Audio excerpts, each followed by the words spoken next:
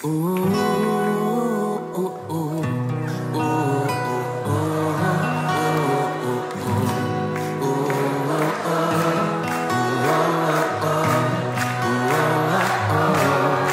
sur celui-là, on se lâche.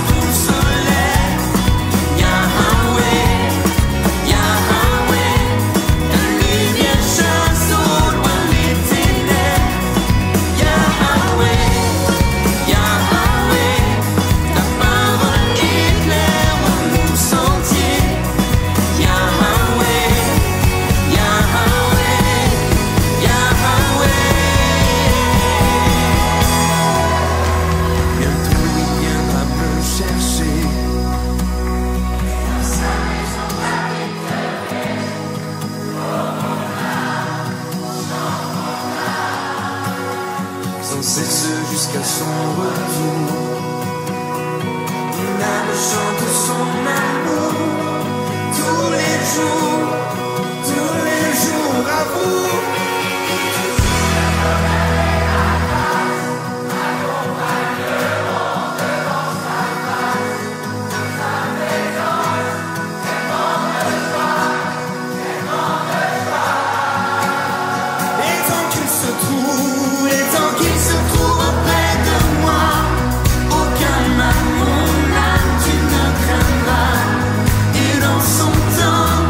Je reviendrai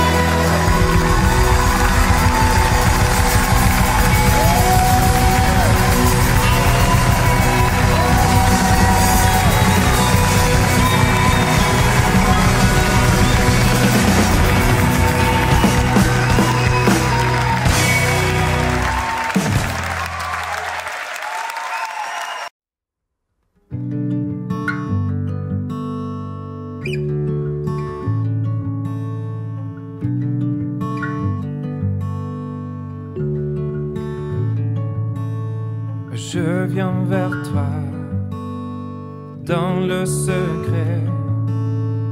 En ta présence, je veux rester. Tu seras toujours là.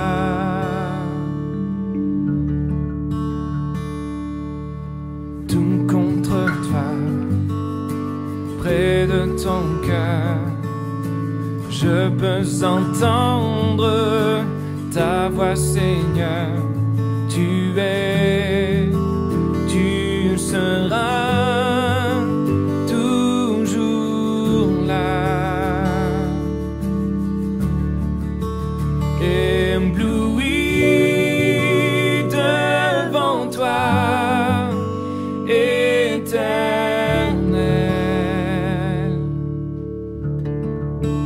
ébahi par l'amour de ton ciel.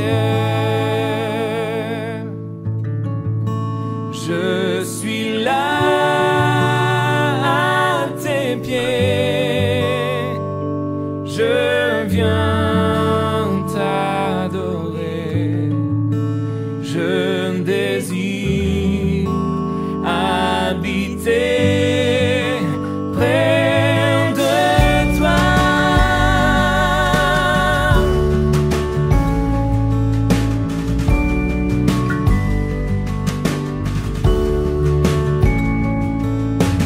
Je vois ton bras, je sens ta main, tu me protèges.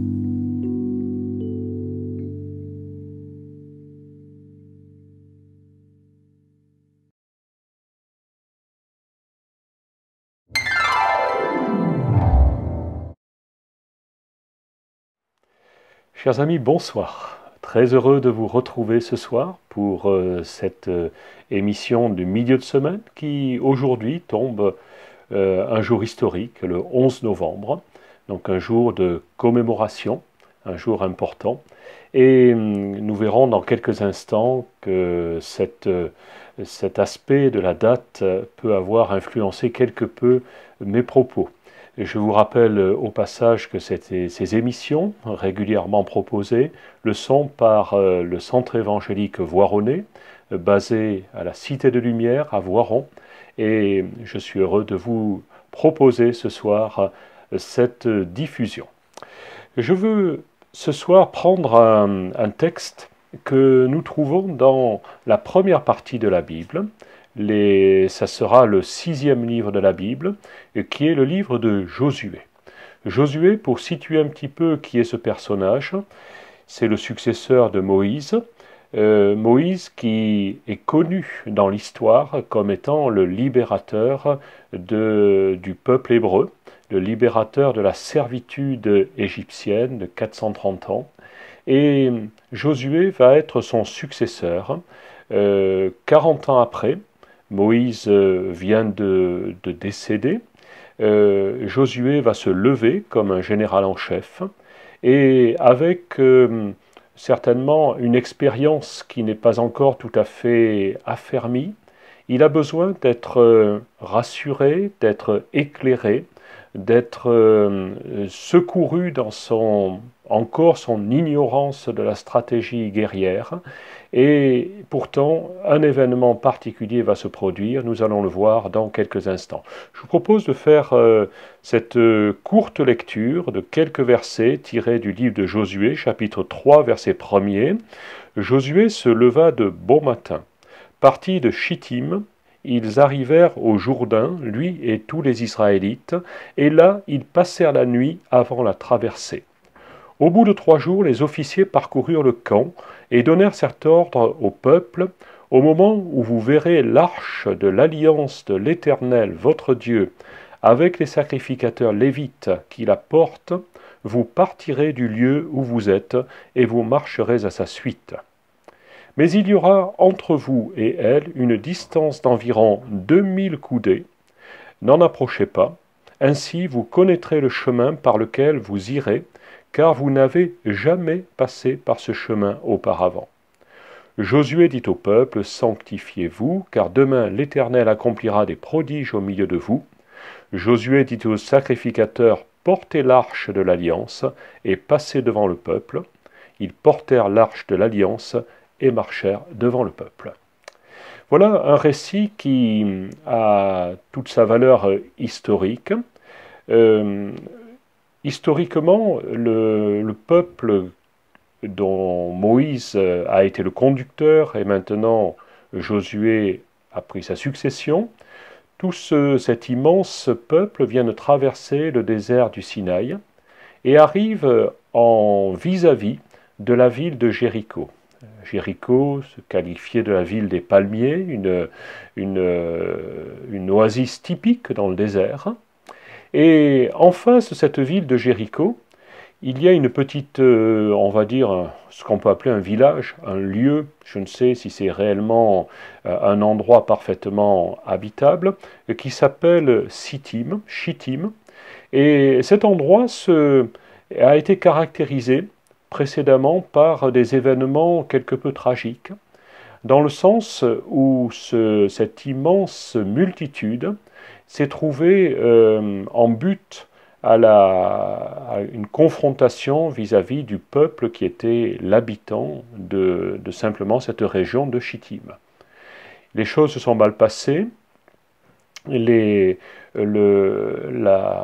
L'aspect de la sainteté dans laquelle le peuple qui traversait ce désert devait se trouver, eh bien cet aspect de sainteté avait été largement écorné, au point que le peuple en question, dans une grande partie de une partie de lui-même, de ce peuple tout au moins, s'était livré à, je dirais, des pratiques qui n'étaient pas tolérables pour un peuple dont la vocation est d'être un peuple saint. Et bien entendu, le jugement, l'aspect un petit peu du Dieu saint qui conduisait ce peuple s'était manifesté, et nombre d'Israélites avaient péri à ce moment-là, parce que tout simplement ils avaient enfreint les lois de sainteté mises en place pour caractériser ce peuple par rapport aux autres peuples. Et de ce fait, je pense que ce mot, ce lieu Chittim, ne devait pas rappeler que des bons souvenirs, bien au contraire, plutôt le souvenir de la faute, première chose, et d'autre part, le souvenir du jugement de Dieu. Et à ce moment-là, le général en chef, Josué, va se lever et il va commencer à quitter ce lieu. Il ne nous est pas dit qu'il va donner un ordre très particulier, mais il nous est dit que tout le peuple va emboîter le pas derrière lui en direction de la ville de Jéricho, qui est de l'autre côté du Jourdain, et au passage, eh bien, il y a bien entendu le fleuve à traverser. Et ce fleuve du Jourdain, qui n'est pourtant pas un fleuve immense, rien à voir avec nos fleuves français, le Rhône, la Garonne, etc., eh bien ce fleuve, il se trouve qu'à ce moment-là, il est en train de déborder sur toutes ses rives, et il est littéralement intraversable, sauf à vouloir mettre sa vie en péril et tenter le coup, disons, avec des moyens, je dirais, assez, disons, ordinaires pour le traverser. Mais il se trouve que ce fleuve qui est là en regard, Josué va s'en approcher et va passer la nuit, la nuit va être, disons, se dérouler devant ce fleuve, avant qu'il ne soit possible de faire quoi que ce soit comme incursion dans le pays qui pourtant est promis comme héritage au peuple qui vient d'être libéré de l'esclavage égyptien et de traverser cet immense désert de Sinaï pendant 40 années.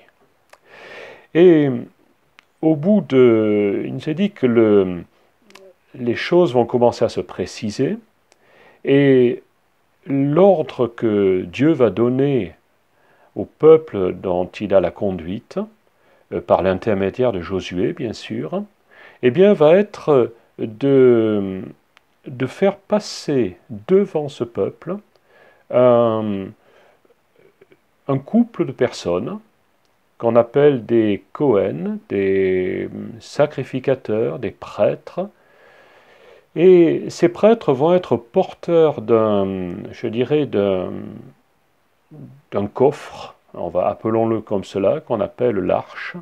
Beaucoup ont parlé de cette arche perdue. Bien sûr, il y a beaucoup d'histoires qui ont été relatées par rapport à ce coffre tout à fait particulier qui contenait ce qui représente la sainteté du Dieu qui conduisait le peuple d'Israël.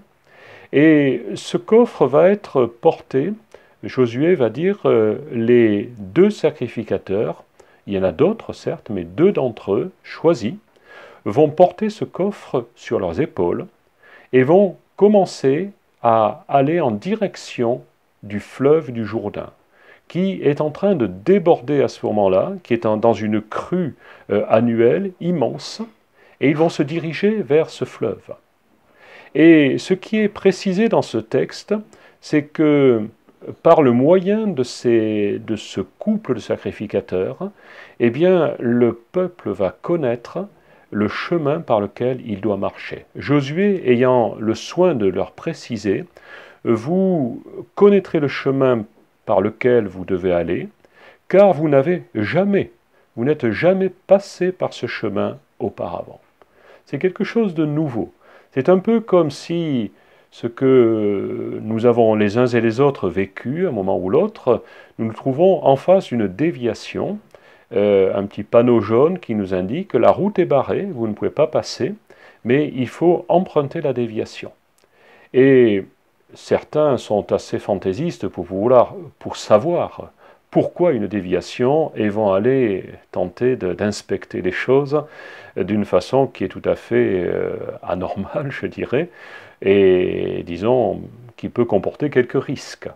Mais celui qui est discipliné va simplement dire, eh bien moi je suis le chemin qui m'est indiqué, je ne suis pas de la région, donc ce chemin je ne le connais pas, mais je fais confiance à l'autorité qui a décidé de dévier la route et de me montrer un chemin, disons, un chemin d'échange pour arriver à bon port.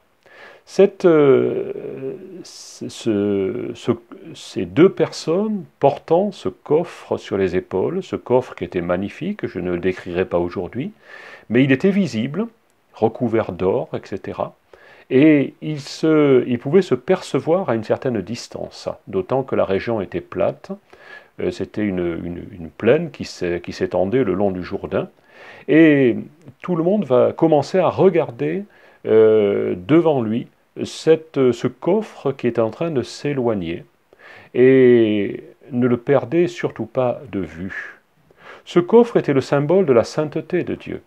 Cette sainteté qui s'était affirmée lorsque, dans ce petit lieu-dit de Chittim, eh bien, le peuple s'était livré, je dirais, à la débauche et avait été, je dirais, sous le coup du jugement de Dieu.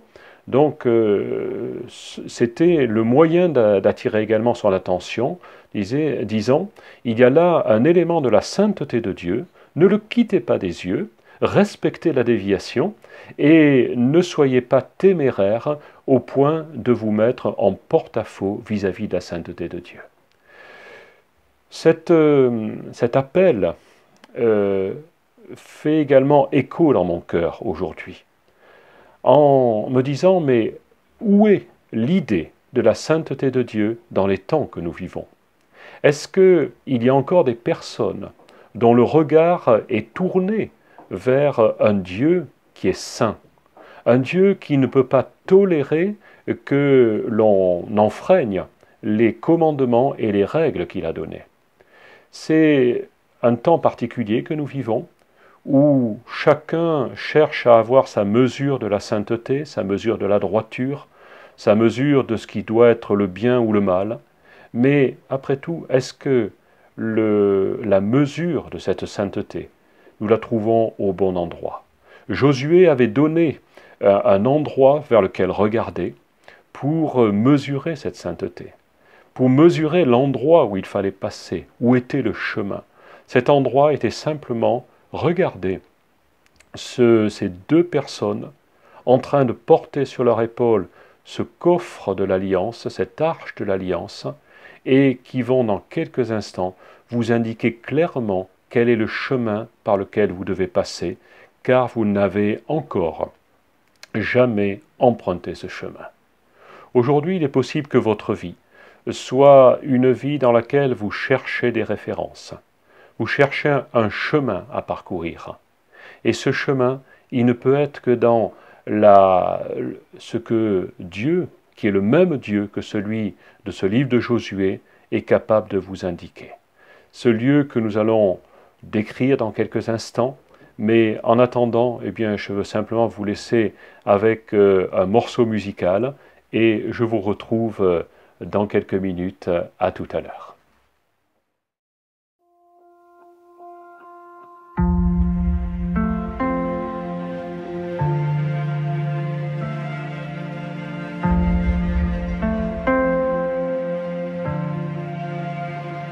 Je chanterai gloire.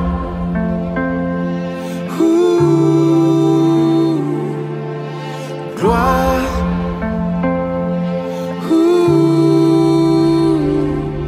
Je viens t'offrir, Seigneur, ce que j'ai de meilleur.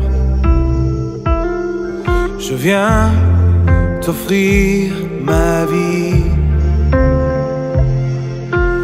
Oui, à toi Jésus-Christ. Et même si je suis fragile, et même si c'est difficile, Je chanterai gloire à l'Éternel. Je chanterai louange à son nom. Je chanterai Dieu, mon essentiel. Je chanterai en l'honneur de son nom.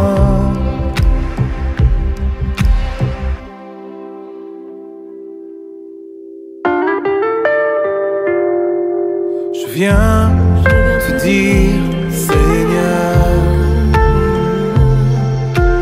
que tu es mon bonheur. Non, rien ne peut détruire notre bel avenir. Même si je suis fragile,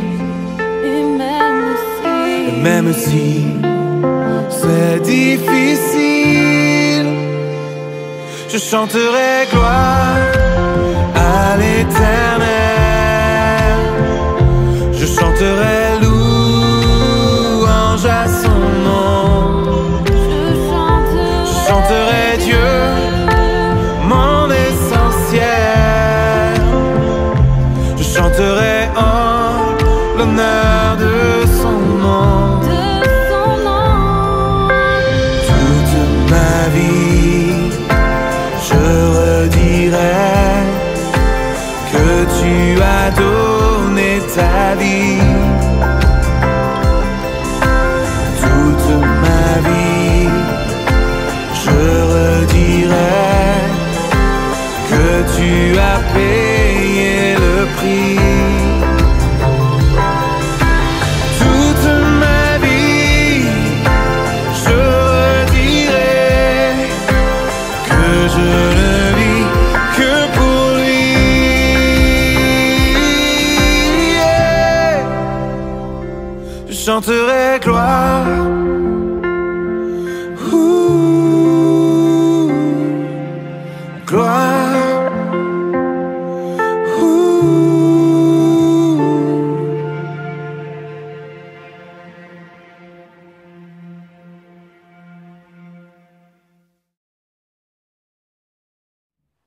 Chers amis, rebonsoir.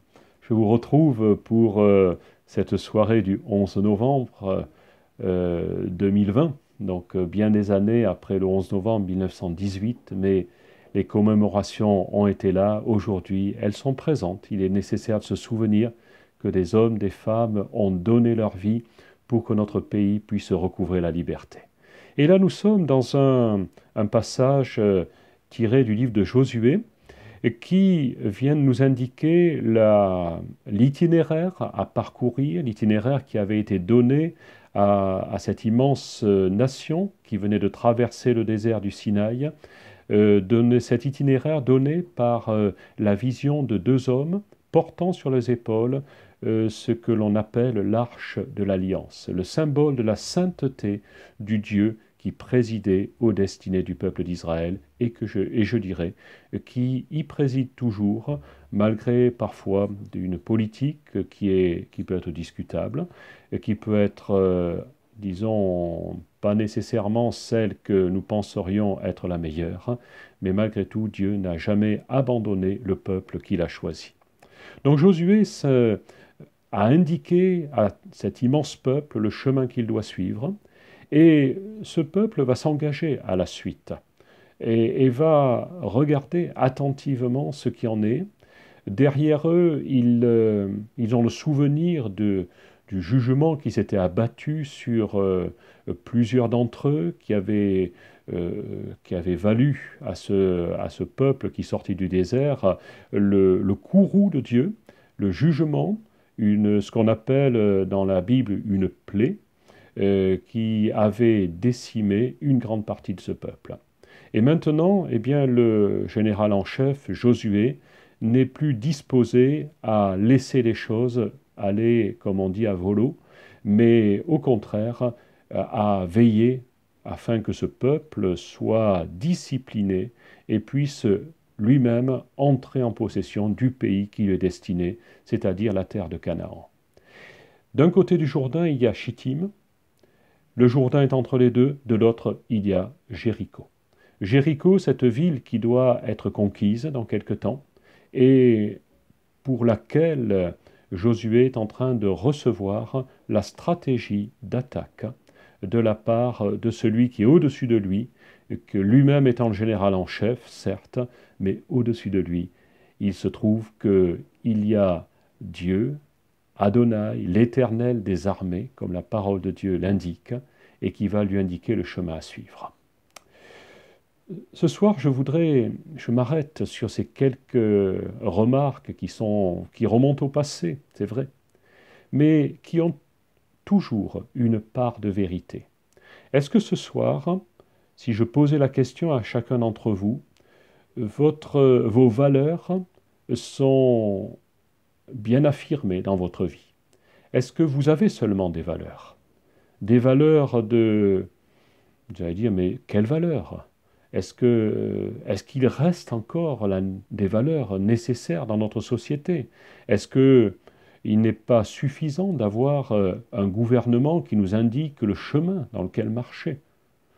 Certes, c'est important, mais ce soir, j'ai particulièrement le besoin de vous dire, est-ce que les valeurs que vous êtes capable d'affirmer pour vous-même, pour votre famille, pour votre contexte professionnel, est-ce que ces valeurs ont toujours la même actualité? Il y a certaines personnes qui, par elles-mêmes, disons, expriment des valeurs. Et l'on sait très bien que, pour certaines personnes, il serait hors de question que d'aller leur demander de tricher, de prendre des chemins de traverse. Oh, avec telle personne, c'est possible de m'arranger. Je me souviens, ça fait peut-être un petit peu sourire, mais malgré tout, je le rapporte sans porter aucun jugement. Il y a quelques années, le souverain pontife était décédé et devait être remplacé par un autre pape.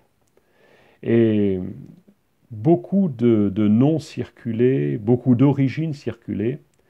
Serait-il un pape européen? Serait-il un pape venant de l'étranger? Personne n'était encore en mesure de le dire.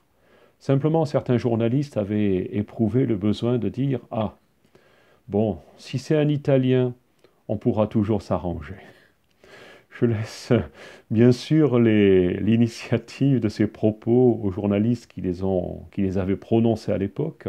Je ne porte pas de jugement dessus. Mais parfois, on peut se dire, avec un tel, on peut s'arranger. On peut s'en sortir. Il aura toujours un regard un peu condescendant et je pourrai négocier, entre guillemets. Mais ce soir, je veux vous dire que si vous connaissez le Dieu qui a créé l'univers, eh bien, je peux vous dire une chose, c'est qu'avec lui, il n'est pas possible de négocier. Non, non, impossible. C'est simplement la capacité qui est la sienne, c'est de nous écouter, c'est de prendre la mesure de ce que nous sommes, mais ce qu'il dit est vrai. Ce qu'il dit il nous est dit dans un certain texte de la parole de Dieu, ces promesses sont oui et amen. Il n'est pas possible de transiger avec Dieu. Et le peuple, sous la conduite de Josué, l'avait compris à ses dépens. Et ce soir, je me pose la question à moi-même, je la pose également à vous, est-ce que vos valeurs sont encore présentes? Avez-vous encore des valeurs? Est-ce que vos valeurs sont basées sur je dirais, une morale peut-être judéo-chrétienne, peut-être une morale d'autre origine, mais d'une certaine valeur qui ne peut pas qui ne donne pas lieu à transaction.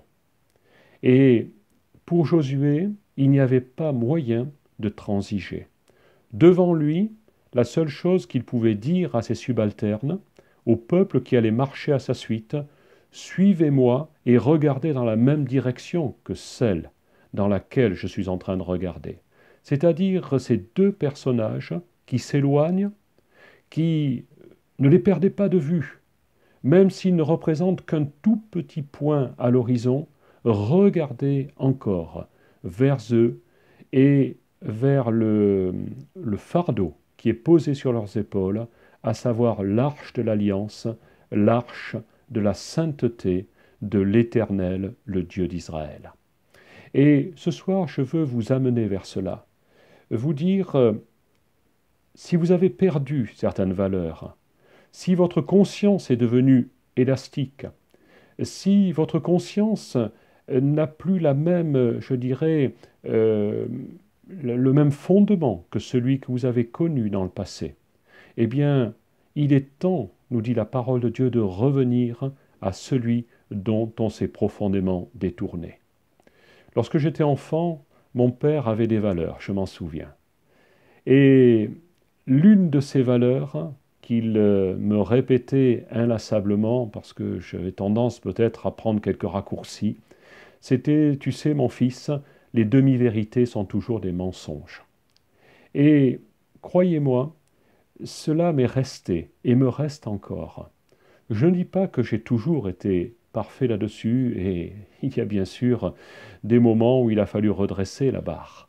Mais je n'ai jamais oublié ces paroles, les demi-vérités sont des mensonges. Et je tiens à rester dans cette droiture. Bien entendu, il y a toujours des moments où l'on peut se fourvoyer et dire dans tel moment, je n'ai pas tout à fait suivi ce qui était droit.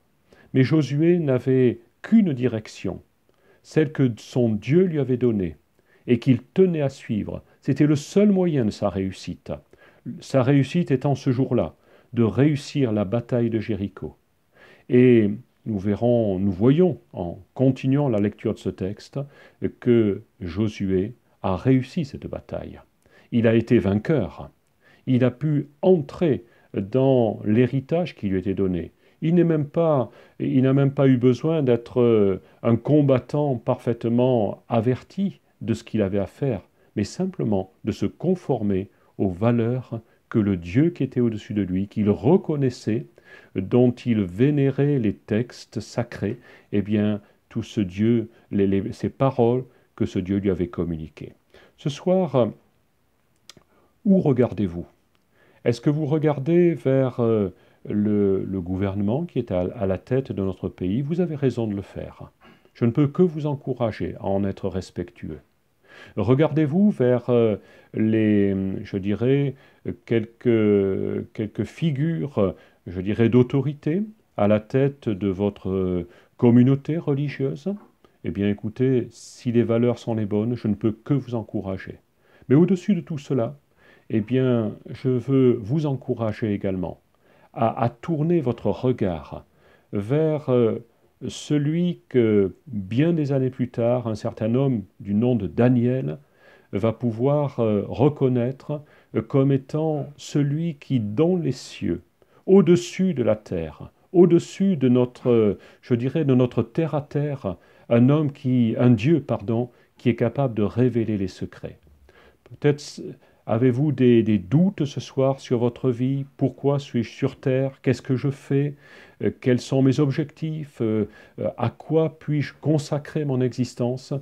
Vous avez peut-être beaucoup de questions et très peu de réponses. Et ce soir, j'ai le désir, en cette journée du 11 novembre, une journée de victoire, de vous dire, prenez la victoire sur ce qui vous handicape, ce qui vous empêche de reconnaître qu'au-dessus de vous, il y a quelqu'un qui est assis sur ce que l'on appelle un trône de sainteté. Peut-être vous direz-vous, c'est immatériel tout cela. C'est possible, je vous le concède. Ce n'est du moins pas visible aux yeux de tout le monde. Mais la présence, la position du Dieu qui a créé l'univers, c'est d'être en position d'autorité, au-dessus des hommes et des femmes. Et, comme dit la parole, que l'on revienne à celui duquel on s'est profondément détourné. Josué avait une seule intention, c'est de réussir l'entreprise qu'il devait mener à bonne fin. Il a suivi la bonne déviation, la déviation qui le menait jusqu'à la victoire. Il n'a pas contesté les ordres du Dieu qui s'était adressé à lui. Je vous passe les détails, mais il s'était passé des choses inattendues pour lui. C'était encore quelqu'un de relativement jeune, peut-être avait-il une 50aine d'années, guère plus, mais c'était déjà quelqu'un qui savait que le Dieu de Moïse, qui était son mentor pendant de longues années, le Dieu de Moïse devait également être le sien. Et ce soir, je vous pose la question, est-ce que le Dieu de Moïse est le vôtre? Est-ce que le Dieu de vos pères est encore le vôtre? Est-ce que vous êtes des hommes, des femmes qui savez vous adresser à Dieu pour dire « Montre-moi le chemin que je dois suivre. Tout seul, je ne peux pas y arriver. J'ai besoin de toute ta grâce. J'ai besoin de voir le chemin. » Ça ne sera pas deux personnages qui porteront un coffre de bois revêtu d'or sur les épaules, mais ça sera simplement la parole de Dieu. Peut-être celle que j'ai entre les mains, qui représente ce gros livre que je lis depuis des années, et qui pourtant est toujours d'une actualité tout à fait débordante. Ce soir, je vous laisse en compagnie de ce livre, et en compagnie également d'un chant qui va nous en parler, et je vous souhaite ce soir une excellente soirée, et une soirée de victoire, et je vous donne rendez-vous à très bientôt. Bonne soirée à chacun d'entre vous. Au revoir.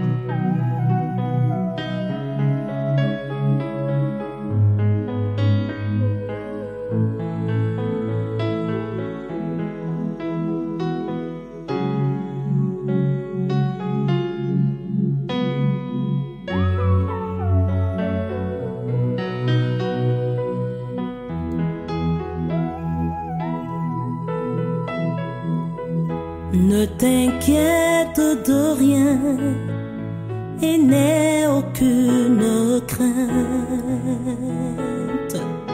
La joie vient le matin, les problèmes ne durent qu'un temps. Car il y a un ami nommé Jésus qui essuiera toutes tes larmes. Et si ton cœur est brisé, lève les mains et déclare.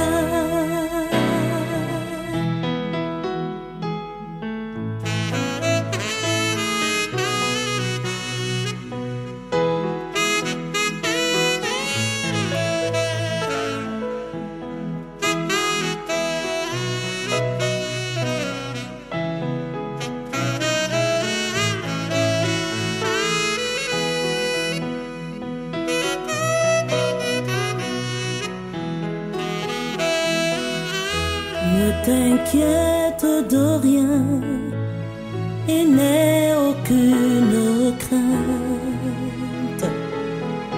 La joie vient le matin, les problèmes ne durent qu'un temps. Car il y a un ami nommé Jésus qui essuiera toutes tes larmes. Et si ton cœur est brisé, lève les mains et déclare. Oui, je sais que je réussirai. Je sais, Et je sais que je résisterai, quel que soit ce qui arrivera. Ma vie est dans ses mains, quel que soit ce qui arrivera. Ma vie est dans ses mains. Avec Jésus, oui, je le peux. avec lui, je résisterai. Quel que soit ce qui arrivera, ma vie est dans ses mains. Quel que soit ce qui arrivera, ma vie est dans ses mains.